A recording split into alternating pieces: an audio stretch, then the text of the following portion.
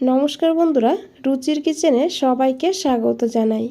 আজকের রেসিপি আলু কুমড়ো নিরামিষ। আলু কুমড়ো নিরামিষ তো অনেকভাবে খেয়েছেন, তবে এইভাবে একবার রান্না করে খেয়ে দেখুন। আশা করি ভীষণই ভালো লাগবে। চলুন তাহলে রেসিপিটা দেখে নেওয়া যাক। তো প্রথমেই দেখুন, এই রেসিপি বানানোর জন্য এখানে আমি কিছু নিয়েছি কাঁঠালের বীজ। বীজের উপরের যে খোসাটা আছে সেই খোসাটাকে কিন্তু এইভাবে তুলে ফেলে দিতে হবে। তো দেখুন, এইভাবে হাত দিয়ে না হলে একটা চাকু বা বটি দিয়েও কিন্তু আপনারা এই উপরের খোসাটাকে ছাড়িয়ে নিতে পারবেন। তো প্রথমেই আমি এই খোসাটাকে ছাড়িয়ে নিয়েছি, আর তারপরে এই যে বীজটা, এই বীজটাকে কেটে নিতে হবে।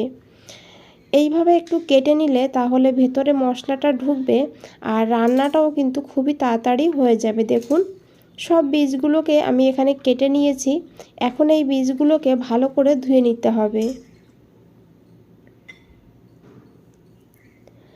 আর এদিকে বন্ধুরা নিয়েছি আমি 450 গ্রাম কুমড়ো, মিষ্টি কুমড়ো নিয়েছি এখানে।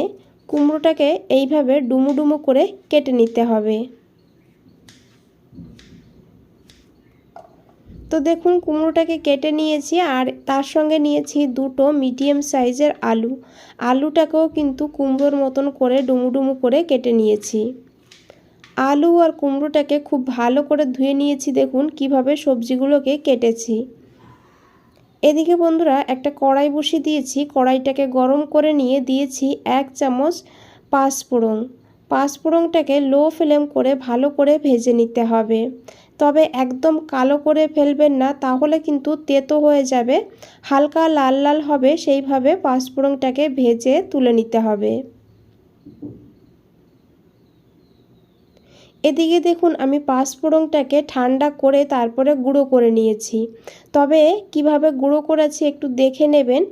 হালকা দানা দানা থাকবে সেইভাবে কিন্তু পাঁচফোড়নটাকে গুঁড়ো করে নিতে হবে।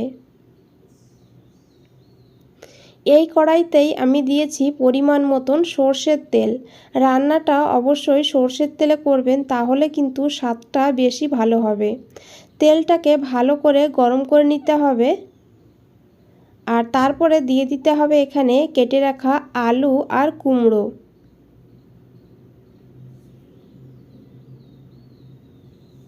আপনারা চাইলে আলু আর কুমড়োটাকে আলাদা আলাদা করেও ভেজে নিতে পারেন, তবে একসঙ্গে ভেজে নিলে সময় কম লাগবে।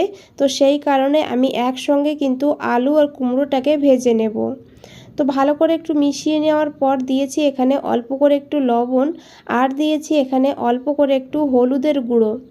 এখন খুব ভালো করে আলু আর কুমড়োটাকে ভেজে নিতে হবে।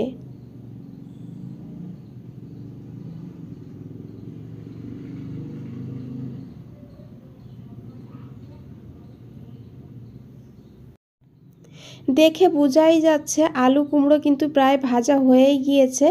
আর এই সময় দিয়ে দিতে হবে এই কেটে রাখা কাঁঠালের বীজগুলো। বীজটাকে দিয়েও বীজটাকে ভালো করে একটু ভেজে নেব। বীজটাকেও যদি একটু ভেজে নেওয়া হয় তাহলে কিন্তু খেতে খুব ভালো হয়। তো দেখুন বন্ধুরা, এখানে কিন্তু আলু কুমড়ো আর বীজটা ভালোভাবে ভাজা হয়ে গিয়েছে। এখন এগুলোকে তুলে নিতে হবে।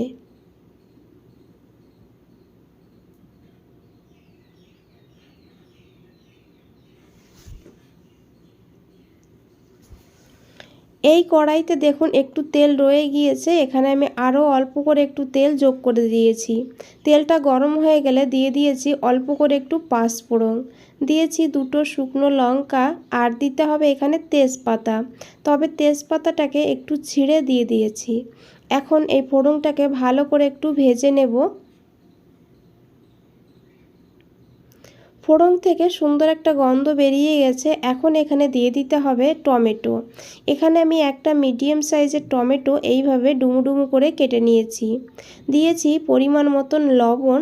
টমেটোর উপরে লবণ দিলে তাহলে টমেটো তাড়াতাড়ি করে কিন্তু ভাজা হয়ে যায় আর নরমও হয়ে যায়। তো দেখুন, যত সময় না টমেটো নরম হয়ে যাচ্ছে তত সময় কিন্তু এইভাবে ভেজে নিতে হবে। তারপরে দিয়েছি এখানে 4-5টা চেরা কাঁচা লঙ্কা। তবে ঝালটা আপনারা আপনাদের প্রয়োজন মতন নিয়ে নেবেন, আর এই ঝালেই কিন্তু ঝালটা হবে। দিয়েছি 1 চামচ আদা বাটা, দিয়েছি এখানে হাফ চামচ হলুদের গুঁড়ো, আর দিয়েছি অল্প করে একটু জিরের গুঁড়ো, অল্প করে একটু ধনিয়ার গুঁড়ো, আর দিতে হবে অল্প করে একটু কাশ্মীরি লঙ্কার গুঁড়ো। কাশ্মীরি লঙ্কার গুঁড়ো দিলে কালারটা ভালো হবে, তবে ঝাল হবে না। আপনারা যদি না দিতে চান না দিয়েও রান্নাটা করতে পারেন। এখন ভালো করে মিশিয়ে নিতে হবে আর মশলাটাকে ভালো করে কষিয়ে নিতে হবে। তো এখানে আমি অল্প করে একটু জল যোগ করে দিয়েছি, না হলে গুঁড়ো মশলাটা পুড়ে যেতে পারে। এখন এই মশলাটাকে ভালো করে কষিয়ে নেব যত সময় না মশলার থেকে তেল আলাদা হয়ে যাচ্ছে। তো দেখুন বন্ধুরা, মশলাটা কিন্তু খুব ভালো করে কষানো হয়ে গিয়েছে, দেখে বোঝাই যাচ্ছে তেলটা আলাদা হয়ে গিয়েছে। এখন এখানে দেখুন আমি নিয়েছি 1 মুঠ ছোলার ডাল। ডালটাকে 1 থেকে 1.5 ঘন্টা আগে ভিজিয়ে রাখতে হবে, আর তারপরে এই ডালটাকে দিয়ে দিতে হবে। ডালটাকে দিয়েও খুব ভালো করে মশলার সঙ্গে মিশিয়ে নিতে হবে।